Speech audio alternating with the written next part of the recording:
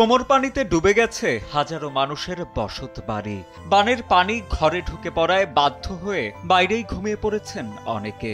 নিষ্কাশন ব্যবস্থা ভেঙে পড়ায় পরিস্থিতি আরো ভয়াবহ রূপ নিয়েছে।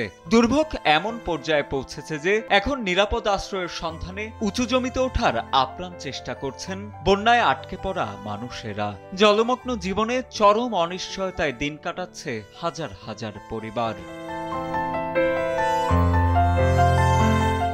ভয়াবহ এই পরিস্থিতি তৈরি হয়েছে ইন্দোনেশিয়ার পশ্চিম জাভার বেকাসি রেজেন্সিতে। দীর্ঘদিনের টানা বর্ষণের ফলে চিকারাং নদী উপচে পড়ায় দেখা দিয়েছে ভয়াবহ এই বন্যার। কর্তৃপক্ষের দেয়া তথ্য অনুযায়ী আকস্মিক এই বন্যায় ১৩৭৭টি পরিবারের মোট ৩৫৪৮ জন মানুষ ক্ষতিগ্রস্ত হয়েছেন। নিষ্কাশন ব্যবস্থার দুর্বলতা এবং নদীর সীমিত জল ধারণ ক্ষমতা এই বিপর্যয়কে আরও বাড়িয়ে তুলেছে। স্থানীয়রা জানান, বন্যার জল দ্রুত বাড়তে থাকায় বাসিন্দারা প্রস্তুতি নেওয়ার সুযোগও পাননি।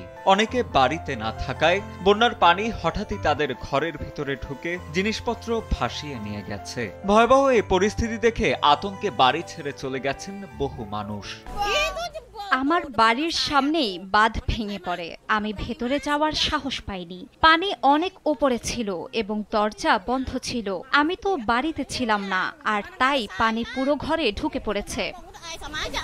উদ্ধারকারীরা জানান, কেবল একটি ওয়ার্ডেই ৫ শতাধিক মানুষ ক্ষতিগ্রস্ত হয়েছেন। সুকাতানি উপজেলায় সবচেয়ে বেশি আক্রান্ত, যেখানে পানির স্তর ১৪০ সেন্টিমিটার পর্যন্ত পৌঁছে গিয়েছিল।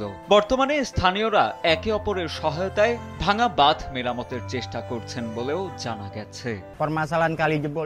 এই বাঁধ ভাঙার মূল কারণ হলো বগড় জেলার ব্যাপক বৃষ্টিপাত। এটি সত্যি একটি প্রাকৃতিক বাধা। সব মিলিয়ে আমরা এলাকার ১৭০টি পরিবারের প্রায় ৫০০ জনেরও বেশি মানুষ বন্যা কবলিত। তবে স্বস্তির খবর হলো, এখনো পর্যন্ত কোনো প্রাণহানির ঘটনা ঘটেনি। কিন্তু কর্তৃপক্ষ সতর্ক করে জানিয়েছে, সামনের দিনগুলোতে আরো বৃষ্টিপাতের পূর্বাভাস রয়েছে, যা পরিস্থিতি আরো জটিল করে তুলতে পারে। এই মুহূর্তে ক্ষতিগ্রস্তদের জন্য ত্রাণ ও পুনর্বাসনের ব্যবস্থা করাই সবচেয়ে বড় সমাধান, এমনটাই মনে করছেন বন্যা কবলিত এলাকার মানুষেরা। সাজিদ আনিল, ডেস্ক রিপোর্ট, সময়ের আলো।